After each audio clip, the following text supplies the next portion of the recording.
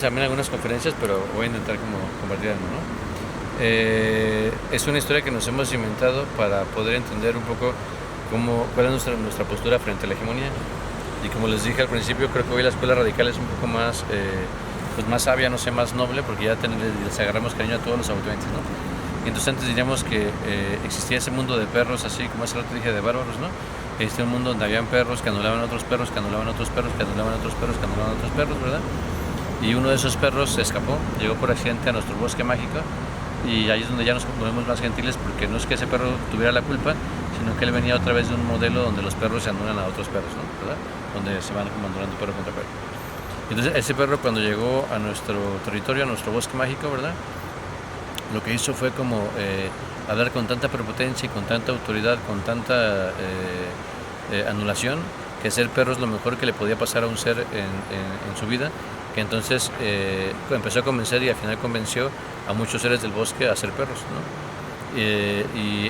Entonces hoy en día existe, por ejemplo, como un colibrí, ¿no? Un colibrí que piensa que es perro, ¿verdad? Incluso este perro, o sea, esta hegemonía se autolegitima como lo global también, que es algo muy delicado, ¿no? Porque lo global es el aire, es el oxígeno, es el nitrógeno, el azufre, pero no la hegemonía. La hegemonía solamente llega al 59% del mundo, pero el otro 41% es anulado por la hegemonía cuando la hegemonía se autolegitima como la global.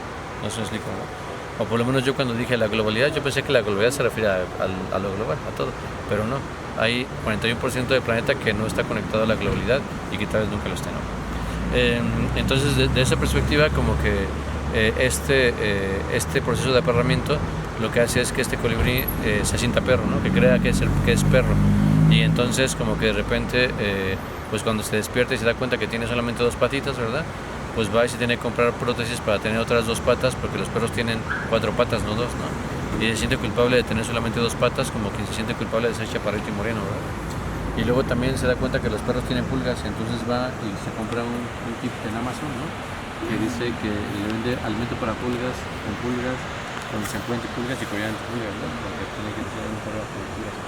Y luego también como es colibrí y no ladra, entonces va todos los fines de semana a sus clases de ladrado, porque para ser perro tienes que ladrar y tienes que pasar el TOEFL de ladrado, ¿no? Y si no pasas el TOEFL de ladrado pareces retrasado mental, ¿no? Como que no te parece ignorante, ¿no? Porque no ladras, ¿no? Y así también anoche cuando estira sus alas y esas alas mágicas que tiene, que son maravillosas, se siente culpable de esas alas, como quien se siente culpable de ser quichua, quechua o todas las otras culturas, como dijo Walter, ¿no? Entonces, y así sigue, ¿no? Entonces cuando llegamos a ese punto, nosotros nos preguntamos de la radical, ¿qué pasaba, por ejemplo, si pongo a Fernando, para no poner a ninguno de nosotros y nosotras en el ejemplo, qué pasaba con Fernando si de repente había nacido ya como aperrado, ¿verdad? Pero si mis papás, mis abuelos también habían sido aperrados, o si de repente llevamos 500 años siendo aperrados, ¿no? O sea, llevamos 500 años como con ese aperramiento, habría alguien que diga, pues es que ya somos perros y ya está, pero es mentira, porque llevamos miles de años, por lo menos 13.000, ¿no?, según los últimos vestigios de Tehuacán, de ser colibríes, muchísimos más sin duda, y solamente 500 años siendo perros, ¿no? O sea que es poquito. Y entonces eso nos lleva como a este cuestionamiento de que a veces cuando este colibrí que es como aperrado, ¿verdad?, va a los otros pueblos de colibríes que aún, o los pueblos del pato, del águila, que aún no son aperrados, a veces quiere que esos pueblos tengan pues también cuatro patas, y a veces quiere que esos pueblos también tengan pulgas, no sé si me explico, ¿sí me sigue? O a veces también quiere que esos perros también ladren, no sé si me explico. Se hace con bondad, se hace con cariño, porque es a lo que nos han enseñado, a lo que nos han educado, pero habría que tener como un juicio muy profundo, primero de qué significa ser colibrí, ¿no?, o de qué ser somos, y segundo, si realmente tener cuatro patas es lo que toca, ¿no? No sé si me explico con esto, ¿sí me sigue? Entonces ahorita lo que hace la radical es como ir a visitar esos otros pueblos milenarios, como para de repente, por ejemplo, si